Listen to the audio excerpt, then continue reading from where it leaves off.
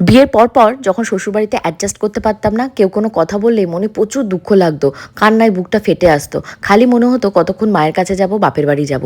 দুদিন অজুহাত খুঁজতাম বাপের বাড়িতে থাকার। বাট বিয়ের 10 বছর পরে এখন দেখো সিচুয়েশন এমন পাল্টে গেছে, দুদিন কেন 10 দিনও যদি আমি বাপের বাড়িতে থাকি কেউ কিছু বলবে না। বাট সময় আমার হাতে আর নেই।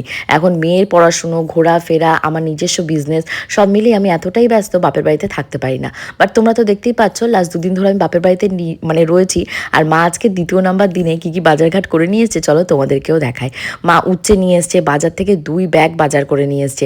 আর আমাকে তারস্বরে চেঁচিয়ে চেঁচিয়ে ডাকছে, আরে নাম নাম, নিচে নাম। এই সিচুয়েশন কিন্তু শুধু এখনের নয়, বিয়ের আগেও এরকম ছিল, বিয়ের পরেও এখন রয়েছে, আর বিয়ের 10 বছর পরেও তাই। মানে ঘুম আমার মোটে ভাঙতেই চায় না। সকাল সকাল মা বাজার করে এনে ওরকম তারস্বরে সারা পাড়ার লোককে জানাতো যে নাম, তোরা কেউ নাম, নিচে নেমে আমার হাত থেকে বাজারের প্যাকেটটা নিয়ে। তখন আমরা কেউ গিয়ে মায়ের হাত থেকে বাজারের প্যাকেটটা নিতাম আর ধরো বাজারটাকে তুলে এনে দিতাম। কারণ 2 ব্যাগ বাজার করে নিয়ে আসা একজন সুস্থ মহিলার পক্ষে সম্ভব নয়। তার ভেতরে কি নেই, বেগুন হলো এগুলো আমাদের গাছের, আমার বাবা চাষ করেছে। মা উচ্ছে নিয়ে এসছে, তার সাথে ঝিঙে, পটল, সবজি, কাঁকরোল, কি নেই। আর মাছ বাজারও করেছে। আজকে বিশেষ মাছ বাজার করেনি, মাছের পটকা, তেল এগুলো নাকি মাকে যা দাম চেয়েছে তাই দিয়ে মা নিয়ে এসছে। মা আমার বর গোপুচন্দ্র এগুলো খেতে প্রচণ্ড পছন্দ করে, বাট আমার ভালো লাগে না। তোমাদের কার কার গো মাছের তেল পটকা খেতে ভালো লাগে? আর নিয়ে এসেছিলো চুনো মাছ, আর কিছু নিয়ে এসেছিলো লিটিল গোল্ডের জন্য চিংড়ি মাছ। মা বললো সানডে যেহেতু মার্কেট খোলা থাকবে, সানডে গিয়ে অনেক বাজারঘাট করবে।